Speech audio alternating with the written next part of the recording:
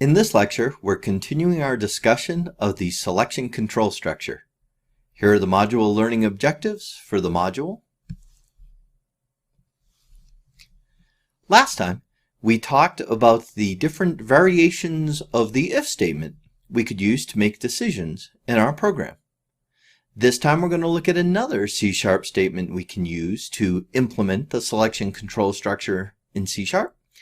And that statement is called the switch statement. So now you should go do an in-lecture quiz to see if you paid attention to my previous sentence.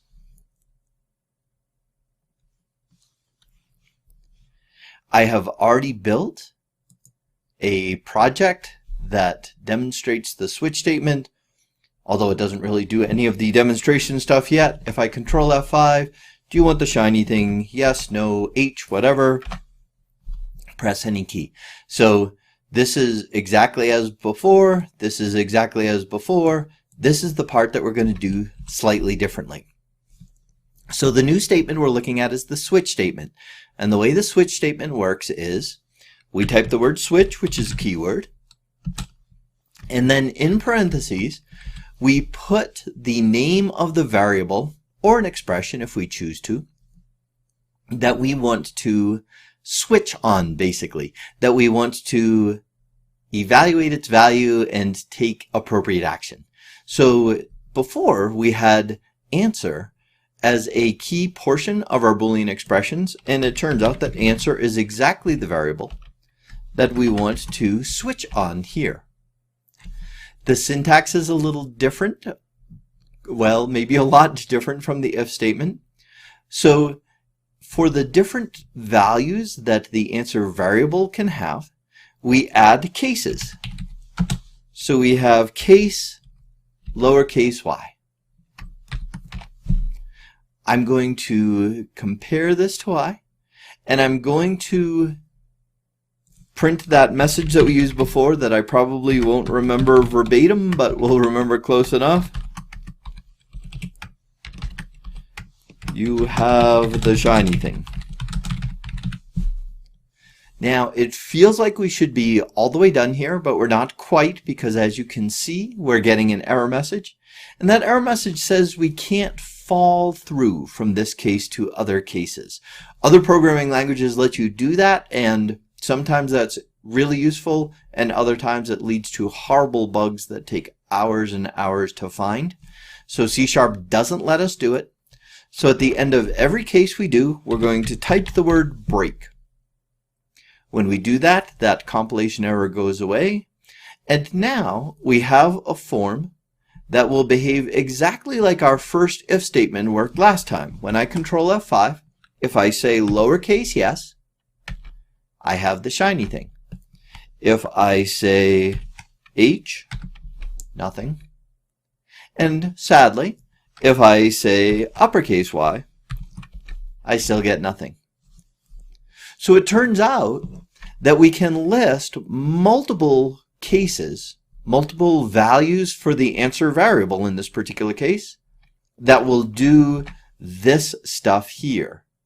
And so if I just stack these values like this, then I can check both answer being lowercase y and answer being uppercase y, and it will do this in both cases. Let's check it to see. Lowercase y still works the way we expected. Now uppercase y also gives us the shiny thing. And finally, we'll check that H, nothing. So we can do the same thing for no,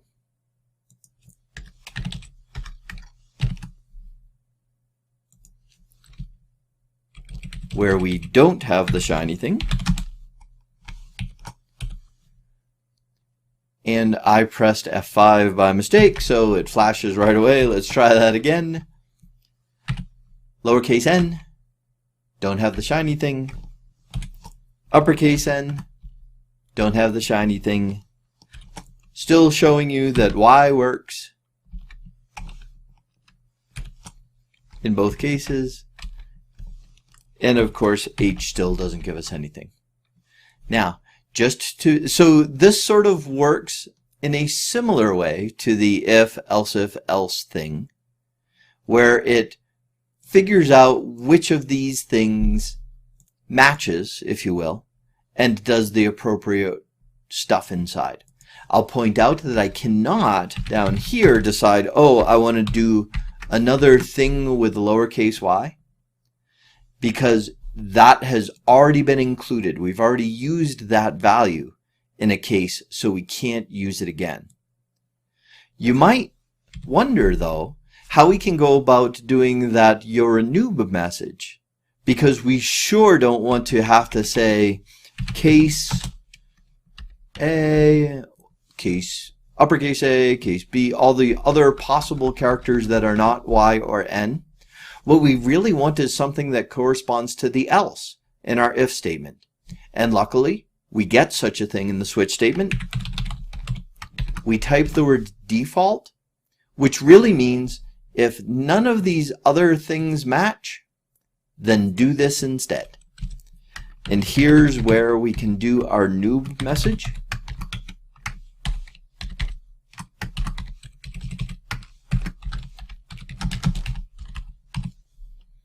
And we're still going to have to add a break, because we add a break at the end of every clause we include in a switch statement.